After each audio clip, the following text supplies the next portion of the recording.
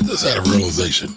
Most people who start organize LLCs are wasting their money. Now, I had this epiphany the other day, well, actually yesterday, when I was doing all of my deadline stuff for partnerships and S corporations. So, every year, a lot of times business owners will wait till the last minute to file their taxes. So normally, beginning of the year, April, May, they file extensions, personal returns.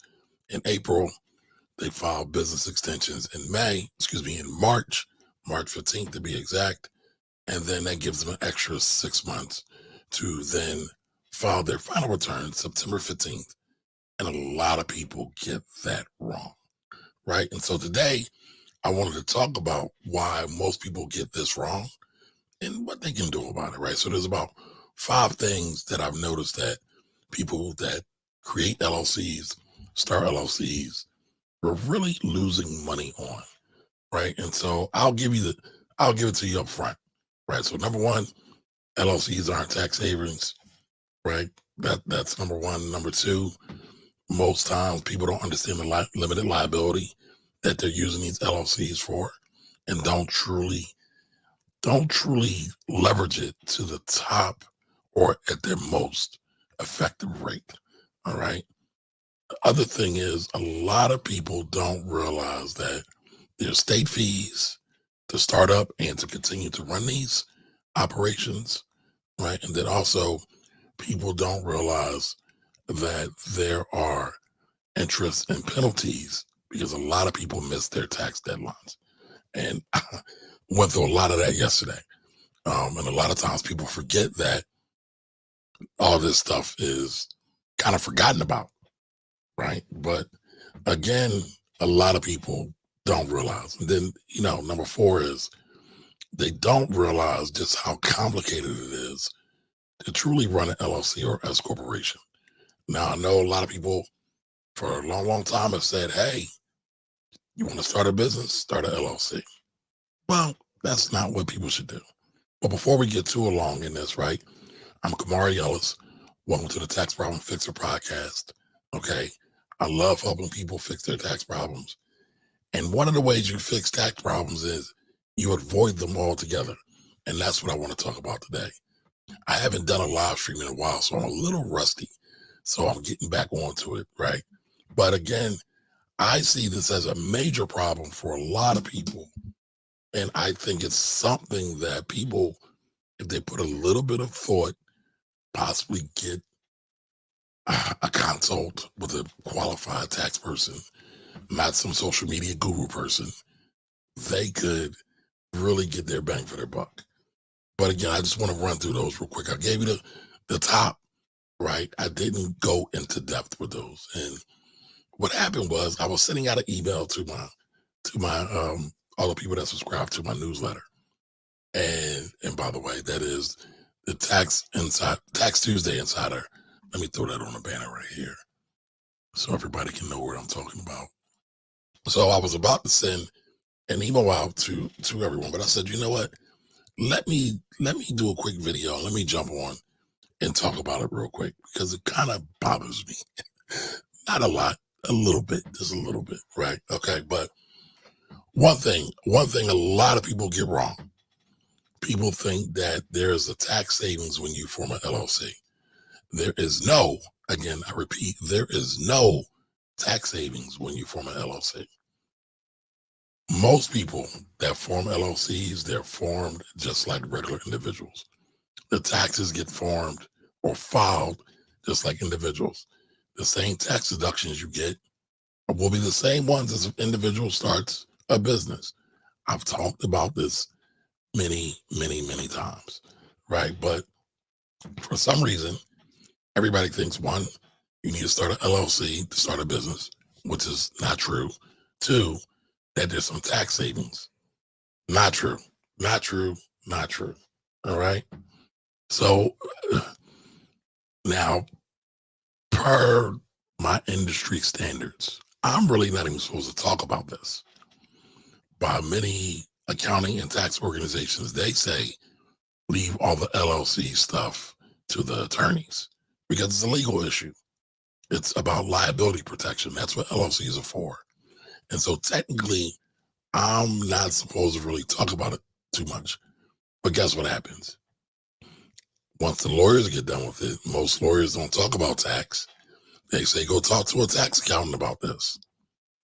And a lot of lawyers will say, okay, just get the LLC. If you get a good one, they'll say, figure out the tax ramifications first. But some of them don't do that. They'll take your money and they'll just file it and they'll go from there. And that's terrible. But when they send you to talk to a tax accountant, the tax accountant's going to ask you, well, what are you using this for? What's the point of it? And a lot of people are kind of clueless when they get into this. All right. So again, first things first, LLCs are not here to save you money on taxes. Please write that down. Please send that note to somebody. If you are a business owner thinking about that, just know that it's not here to save you on taxes. All right. All right. Number two, again, LLCs are for liability protection. Many people don't realize this. I was doing a class on Saturday, and that's another thing. I was invited out to teach a talk at a class of real estate investors over the weekend. And we were talking about LLCs. And a lot of people think that you need an LLC for every property you have. Wrong. Right. And that is a big misperception for a lot of people. So I let people know that, you don't need an LLC for every property you own. And honestly, a lot of people don't even need an LLC, especially when you get to your first property, because it's way, way easier to get financing in an individual's name, in an individual's social security number, versus setting up your LLC, trying to get funding, trying to acquire the property. It's usually way easier, way simpler. Let's say four units or less. It's way easier to get it done under your personal name, under your social security number. But that ain't sexy, folks. So a lot of times people are misguided and they get things boggled up. You can start a business, you can invest in property just in your own name, just in your own social security number. And a lot of times to get going, to get started, right, just to get your feet underneath you, to get going, that's all you need to get going. So again, when you're starting off on these missions to create wealth, to make money, you want to make them simple. What's the saying? Keep it short and sweet, right? Sometimes some people say, keep it, what was the other term? Keep it simple, or what is it? Short and what is it? Keep it short, stupid. I don't like calling people stupid. So, but a lot of people will say that. A lot of people say that. So just keep it short and sweet. Just get going. Figure out one, if you even like real estate. Figure out one, if you even like business or the business that you're in. Because I run into a lot of real estate investors who get into it. They get a couple of tenants. They're trash tenants. They trash their properties. They don't like the experience. And they'd rather not be involved.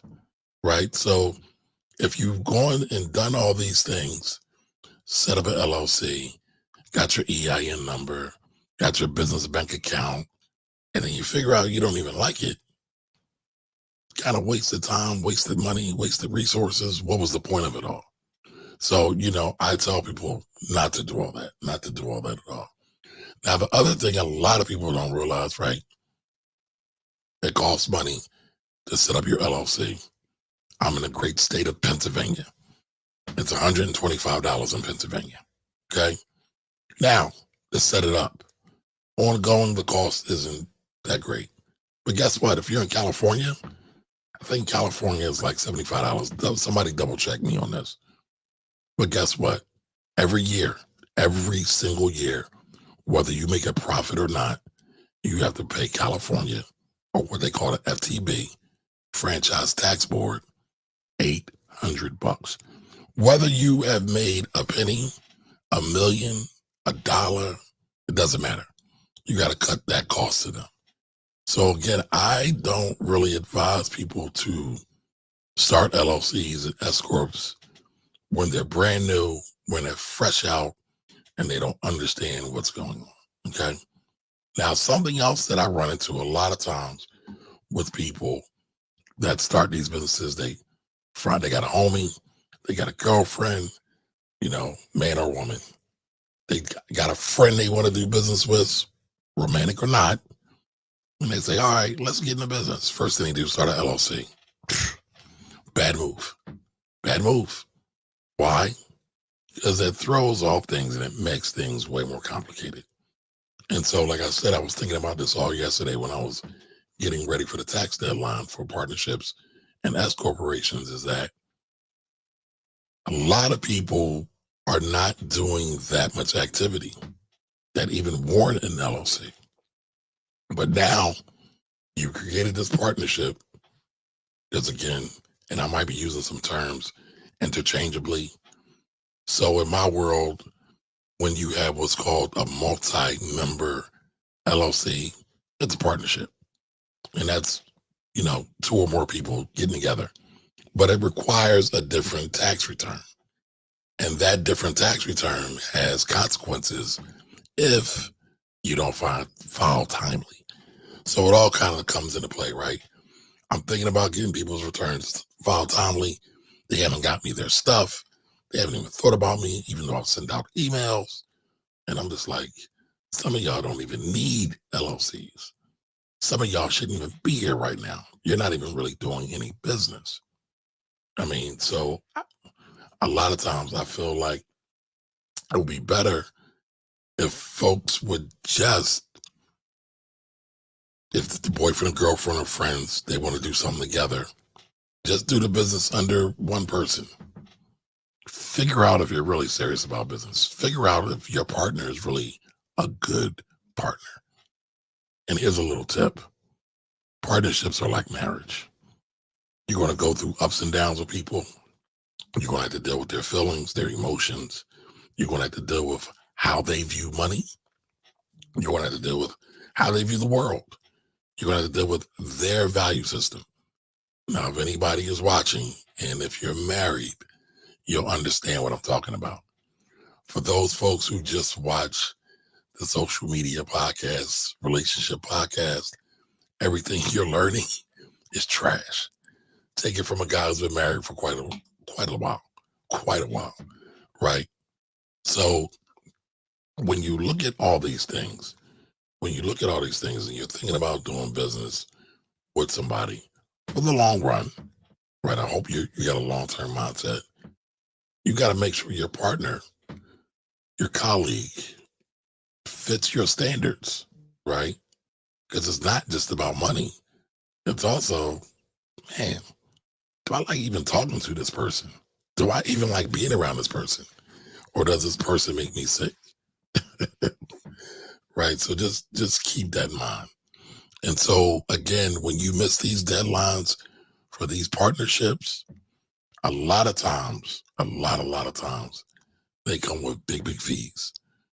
Now, I didn't prepare them, but I want to say they're $220 a month for partnerships for each month, and it's up to a certain amount.